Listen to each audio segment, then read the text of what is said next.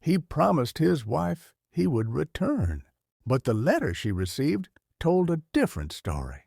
It was the spring of 1943, in a small town in Virginia.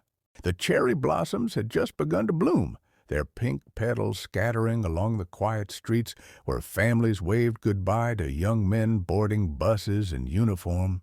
Among them was James Carter, 26 years old, tall, with a calm voice and steady hands. He was not a man of many words, but his eyes carried a gentleness that spoke louder than speech.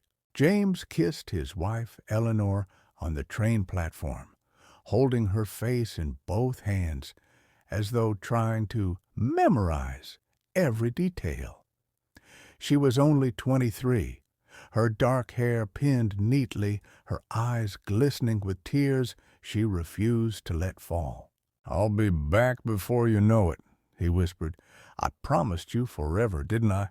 She nodded, her voice trembling. Forever. Behind Eleanor, holding tightly to her skirt, was their little boy, Daniel, barely 3 years old. Too young to understand war, but old enough to notice his father's absence.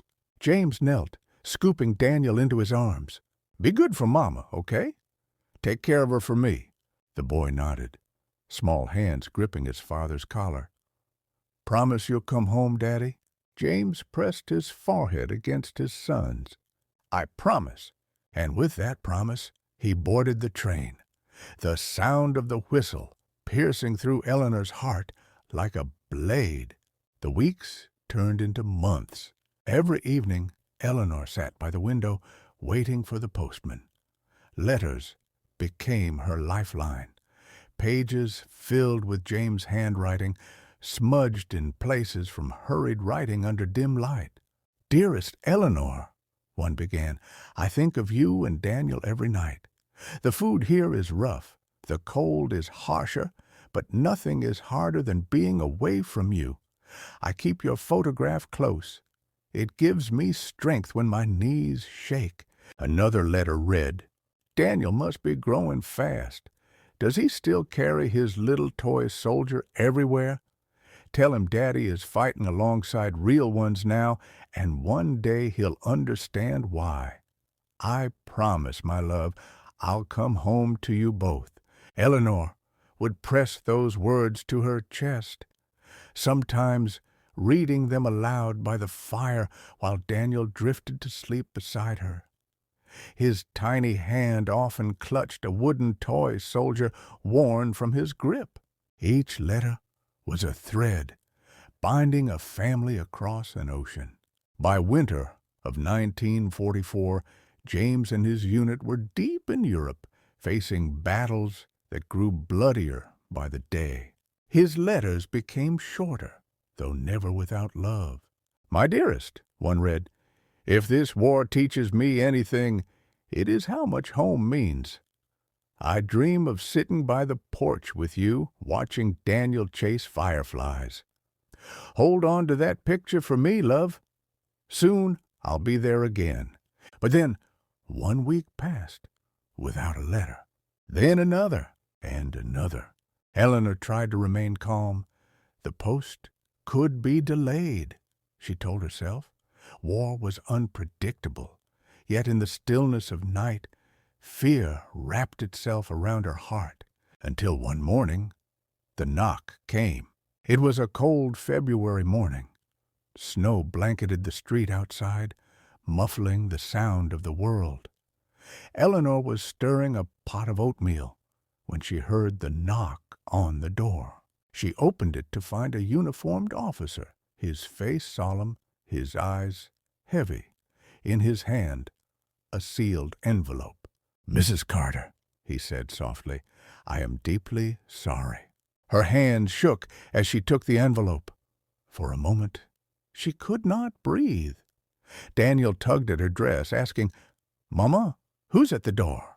She closed the door, sank to the floor, and pressed the letter to her chest. Her tears fell silently before she even opened it. With trembling fingers, she broke the seal. Inside was James's final message, written days before his last mission. "My beloved Eleanor," it began, "if you are reading this, then I could not keep my promise to come home. Forgive me. Please, forgive me." Her sobs echoed through the small house, but she forced herself to keep reading. "Know that in my last moments it was you and Daniel I thought of. I was not afraid. I carried your love with me. When the cold surrounded me, I remembered the warmth of your embrace. When the noise of war thundered, I imagined Daniel's laughter, and it silenced everything."